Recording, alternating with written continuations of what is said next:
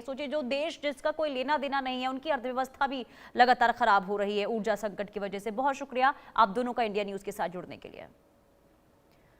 और आगे बढ़ते हैं, बड़ी खबर, ईरान के मुख्य वार्ताकार गालिबाफ का बड़ा बयान सामने आया है। अमेरिका शर्तों को पूरा नहीं करता तो हॉर्मुज स्ट्रेट बंद रहेगा। अमेरिका अंतरिम समझौते की शर्तों को पूरा करे।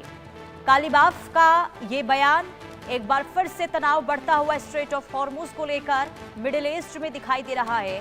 और ये बहुत बड़ी खबर आपको बता रहे हैं, अंतरिम समझौते की शर्तों को पूरा करे अमेरिका, ये कहा गया है गालिबाफ के द्वारा। ईरान के मुख्य वार्ताकार हैं, उन्होंने एक बार फिर से जताया है कि जो शर्तें रखी गई थी उसे पूरा करे, नहीं तो फिर हालात एक बार फिर से बिगड़ जाएंगे। शर्तें पूरी होने के बाद ही स्ट्रेट ऑफ हॉर्मुज खुलेगा। तो एक तरफ अमेरिका, दूसरी तरफ ईरान। ईरान ने एक बार फिर ये कहा है कि जिन शर्तों को लेकर बातचीत हुई थी, जो सहमति हुई थी, अमेरिका अंतरिम समझौते की शर्तों को पूरा करे, जिसके बाद स्ट्रेट ऑफ हॉर्मुज खुलेगा। दूसरी तरफ डोनाल्ड ट्रंप ये कह रहे हैं कि स्ट्रेट ऑफ हॉर्मुज तो अमेरिका का है, स्ट्रेट ऑफ हॉर्मुज पूरा कंट्रोल अमेरिका का है।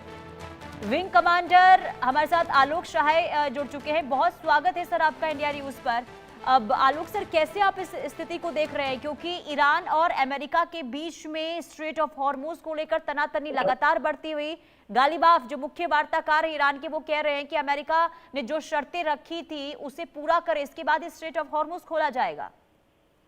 जी नमस्कार। देखिए, ईरान ने अपनी जिद पकड़ ली है कि वो सारी शर्तें पहले अमेरिका माने, उसके बाद ही वो स्ट्रेट ऑफ हॉर्मुज खोलेगा। जबकि दूसरे तरफ अमेरिका की ये जिद है कि ईरान स्ट्रेट ऑफ हॉर्मुज को खोले तो वो सारी शर्तें मानने को तैयार हैं। दोनों अपनी अपनी बातों पर तो अड़े हैं, लेकिन पहले कौन खोलेगा, पहले कौन बात मानेगा, इसी पर बात अड़ी हुई है।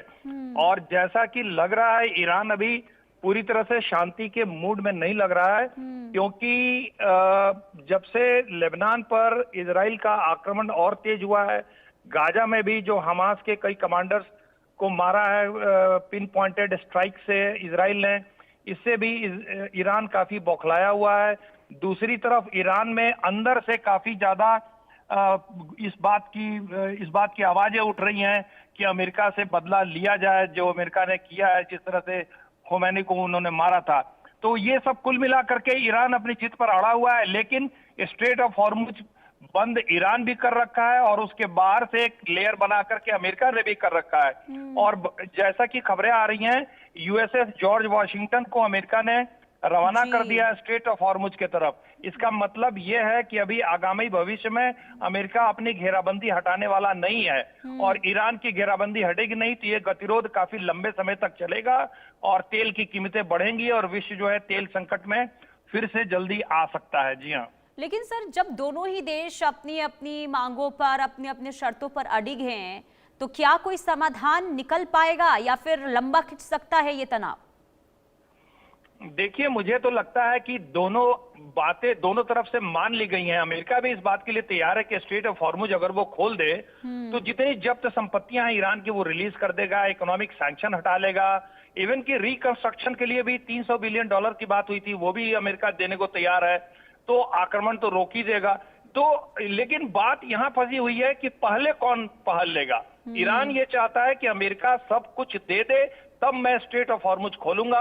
ये डेफिसिट ऑफ ट्रस्ट है। डेफिसिट ऑफ ट्रस्ट के कारण पहले अमेरिका बोल रहा है, अब अमेरिका बोल रहा है कि ईरान पहले ही स्ट्रेट ऑफ हॉर्मुज खोले तो मैं ये सब बातें उसकी मान लूंगा। तो ऐसे में किसी तीसरे देश की पहल जो है अहम भूमिका निभा सकती है कि भाई दोनों अगर सारी शर्तों पे मान गए हैं तो दोनों की तरफ से अपनी अपनी कार्रवाई एक साथ क्यों नहीं एक चरणबद्ध तरीके से शुरू की जाए। जी हाँ। ठीक है सर, बहुत शुक्रिया इंडिया न्यूज के साथ जुड़ने के लिए और महत्वपूर्ण जानकारी देने के लिए। और रुकते हैं एक छोटे से ब्रेक के लिए, देखते रहिए इंडिया न्यूज।